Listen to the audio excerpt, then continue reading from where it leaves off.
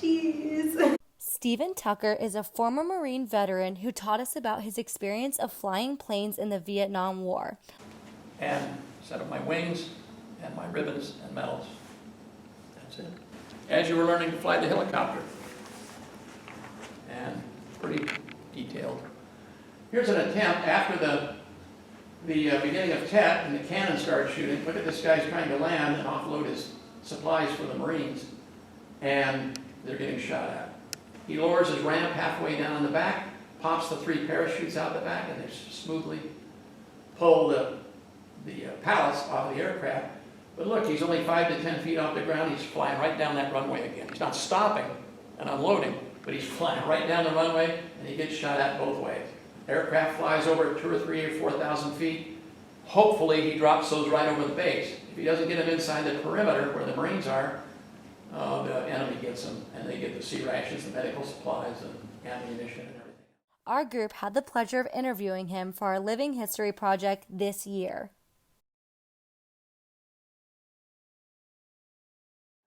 Oh, I was very frightened. I'd never done anything in my life like this. I hoped that I would be forgotten, because we had the draft system then, you know, like where your ping pong balls come up in lotto. Well, they came up, but you didn't want $1 million. You got to go in the Army, excuse me, and you got to go to the service. So I appealed to the draft board to see if I needed 4 months to graduate from college. They said no. The only ones that would defer me till I graduated midterm, end of January, were the Marine Corps. And they said, we'll get you to 1 March, and by then you'll be graduated. I thank them very much for that. So that's how I went in the Marines. Well, the one thing that always stuck with me that really frightened me, probably shouldn't have, now that I know what I didn't know then as a flight student, at any time, if you have continued air sickness, for example, you go back and you become an infantry officer. I know that the infantry in the Marines is the whole, that's the bedrock of the Marine Corps. But I'm a little guy. These guys were big guys. I didn't want to be on the ground if I could help it. I didn't want to sleep in the jungle every night. Mm-hmm. And our poor brothers did that. But that was fearful. And then I told you about that jet flying right underneath me. I thought I was goners. That scared me to death. And it was about 90% thinking, writing letters, and flying, and about 10% stark terror. So all in all, that wasn't a bad trade-off. I was an art major in college. Art major? Art major. Oh. I was a fine art major. I got a degree in Bachelor of Fine Arts from Long Beach State, and I had 2 colleges I was going to go to, all accepted to when I got drafted. Mm-hmm. Here on the West Coast, Oregon and Washington, and I wanted to get a master's degree in fine arts, and I wanted to teach young undergraduate students sculpture. Really? And I wanted to begin a family. Basically, I wanted to be left alone, but that wasn't to be. So they took a guy that had never been in an airplane in his life, in 12 flights in a little tiny airplane. They let me solo it. I soloed the airplane, and then went on bigger and bigger. Yes. And how about? Like I said, they're almost my last remarks. It was, I'd have gone on with my life and been a college professor probably, or whatever it was I was going to do, maybe even an artist on my own eventually. I didn't know if I cared. I didn't think I was that good of an artist, so I wanted to teach other kids. I wanted to develop them into what they could do. But again, the things that I said about the military is like your dad, but a lot stronger. They teach you what the kind of person that you need to be. You need to be kind. You need to be not judgmental. And back at the beginning of the civil rights movement and everything in the late 50s and early 60s, we had to learn how to get along with we didn't know, there were no black students at my high school that went there. Mm-hmm. We didn't know how to deal with minorities or Latino kids. And even a few Russian kids. There was a little enclave in Montebello living of Russians there. But Latinos and blacks and stuff, we really had to learn how to live with. The Marine Corps teaches you immediately how to live with them. They're your brothers and sisters, period.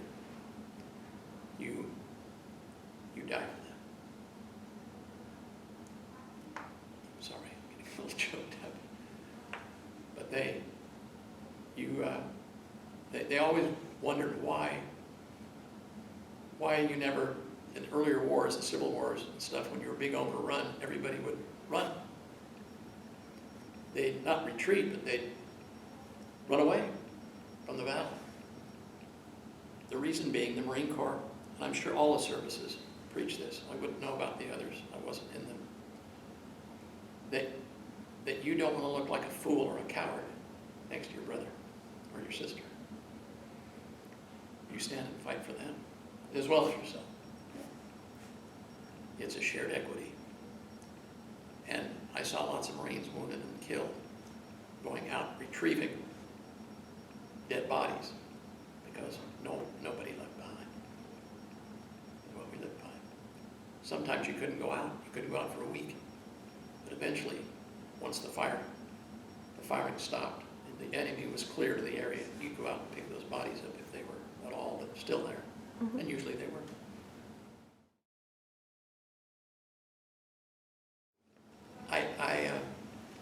I was thinking about going to the airlines with my friends. 3 or 4 got accepted to the airlines. My wife is a white knuckle flyer, always has been. She does not like to fly. She said, if you take this job, it's fine, but I'm going to be a wreck. So I thought, okay, I'll wash out the airlines. My father came to see me. I was 3 or 4 months from getting out of Pensacola, being an instructor back in Florida, Pensacola. And my dad said, I got troubles in my little printing shop. When he did come out here, he finally worked for people, and then he opened his own little business. I need you. Will you come and work with me? Work not for me, but with me. Because he said, I want to work about 5 more years, and I want to retire, but I don't know who to leave the business to. And frankly, I don't have anybody working for me right now. I'm working 20-hour days to try to get the work out to the customers. Sure, I'll do that. I owe you that. So we all moved. He lived in Whittier. We moved to Whittier. My dad lived in Whittier. In fact, I left my wife in Whittier in a little house we paid $17,000 for. That's not bad. When have you heard about that? No, yeah. She was Exactly. right. I'm telling you, it was a little 2-bedroom house, about 1,000 square feet. Mm-hmm.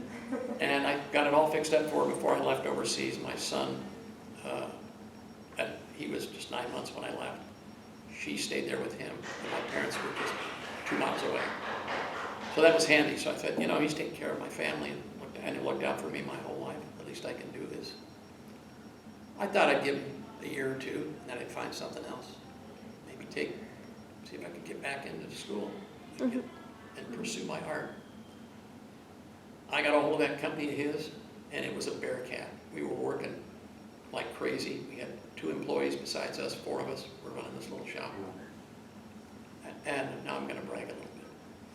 He retired in '75 and moved to Palm Springs. By then I had about 6 or 7 employees. I bought a little multicolor printing press. We put every nickel we had into the down payment and bought a little 5-color printing press. Started doing printing seriously. We were doing about $250,000 in sales a year. And when I left the company in 2003, we were doing $10 million a year in sales. So my wife and I had successfully built, with a lot of help and friends and good luck and prayers, had built a nice little printing company. Oh, wow. That's cool. Yeah. That's so But no, I never went back to it. My father before he passed away, was a World War II veteran, so I hung out with him a good bit and heard stories, and he'd tell them to me. But mostly I didn't until 6 years ago. Finally went to a reunion at my squadron in Las Vegas, and the memories really flushed over me. I'd gotten rid of all my uniforms. I figured that was a portion of my life, the door I was going to close. But then I got involved in the Freedom Committee been gratifying to be able to tell our story. Vietnam veterans, as you know, when we came home, we weren't allowed to land in a commercial airport like John Wayne Airport or anything like that, because the protesters would be out there, they'd throw red paint on you or cow's blood or something and call you baby killers and spit on you and then do that sort of thing. So we landed in an Air Force base in San Bernardino. But it was, you weren't allowed to, very few veterans, including myself, did not talk to their families about their experiences in Vietnam. It was an unpopular war. We were unpopular people. It's a long political story, but the Tet Offensive actually started the withdrawal of American troops. Lyndon Johnson, the president that year, decided that he would not run for re-election. Most of it was based on the Vietnam War. And we were having, in my mind, we were having great success in winning the war for the people that wanted to be free in the South. But our government and our media, which really controlled the minds of the people, decided that the war should be over.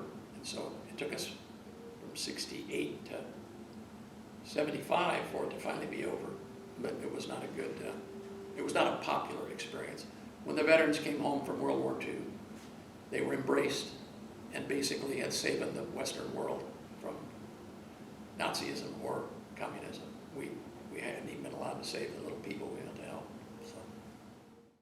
As a group, we would like to give a huge thank you to Mr. Tucker for his time. We really enjoyed your presentation and learning about your experience in the war. Thanks again for sharing with us, and we appreciate your hard work and service.